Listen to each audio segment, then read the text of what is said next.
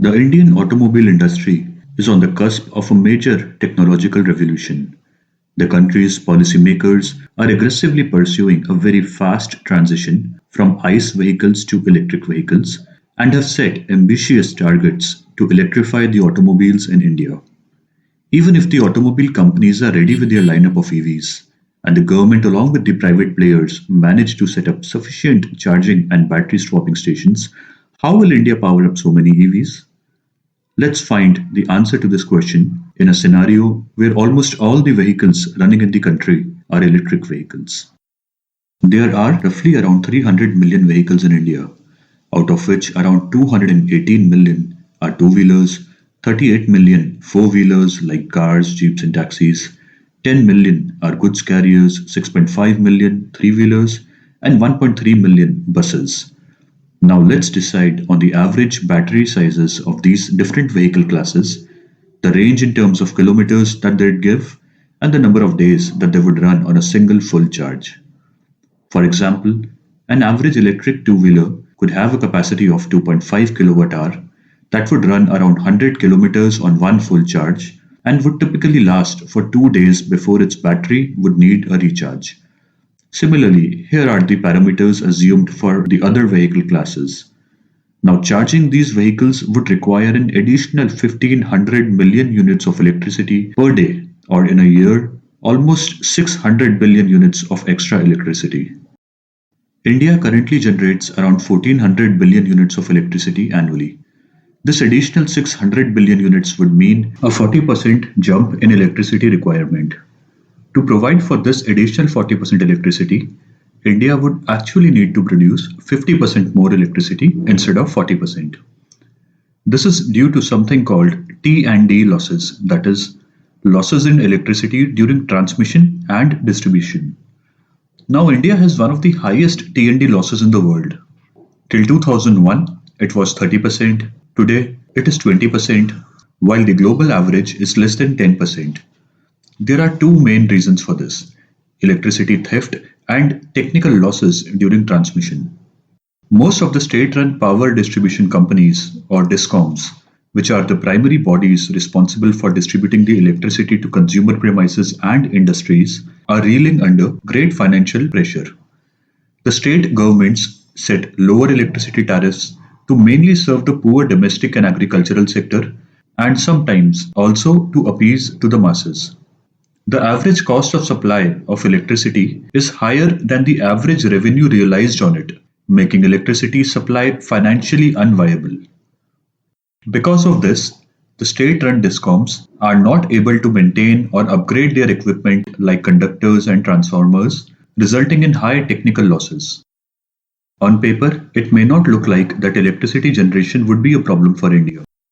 Over the past several years, the country has continuously increased its production capacity, and it now stands at 3.88 lakh megawatts. Now, if this production capacity were to be continuously utilized 24 by 7, 365 days a year, then it could produce 3,300 billion units of electricity annually, which is more than double the amount of electricity being produced right now. But this does not take into account plant downtimes, maintenance works, cooling periods, weather conditions, work shift timings, etc. And also, the electricity produced would have to be stored when not in use, and electricity storage systems are complex and very costly.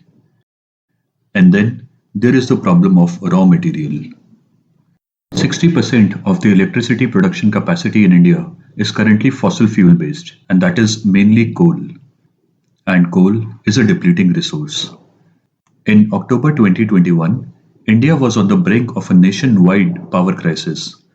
Although the government denies it was ever a problem, it was reported that about two-thirds of the coal-fired power plants in the country had stockpiles of a week or less. Finally, the government restocked coal and the problem was diffused. But it points out the country's heavy dependence on coal and emphasizes the need to build more on electricity production capacities that are not coal-based, like nuclear or renewable. While India does have 36% of its electricity production capacity in the form of renewable energy sources like hydro, wind, solar, etc., it needs to do more.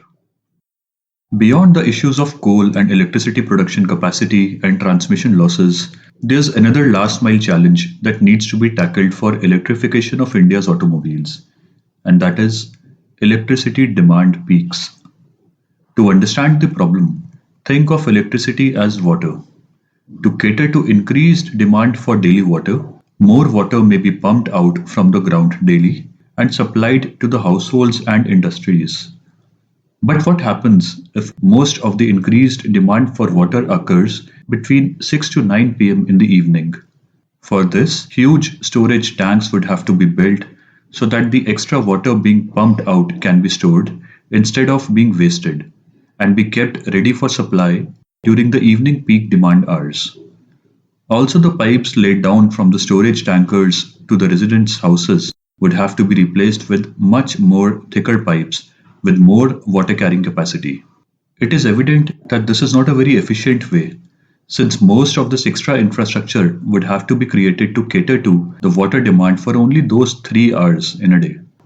The storage tanks would be storing the extra water to be supplied only for 3 hours in the evening, and the thicker pipes would also be carrying their full load of water only for those 3 hours. The same would happen with electricity. If most of the people were to come back from their work and put their vehicles on charge during the evening hours, most of the electricity demand would peak at that time.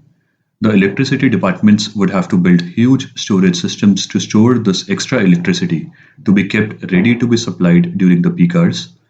And the wires carrying the electricity to the residential areas or charging stations would have to be replaced with much thicker wires. This would incur a huge burden on the government, as lots of expensive infrastructure would have to be created just to meet the electricity demands for those few peak hours. But what if we could flatten out this demand peak and spread it across the day or night?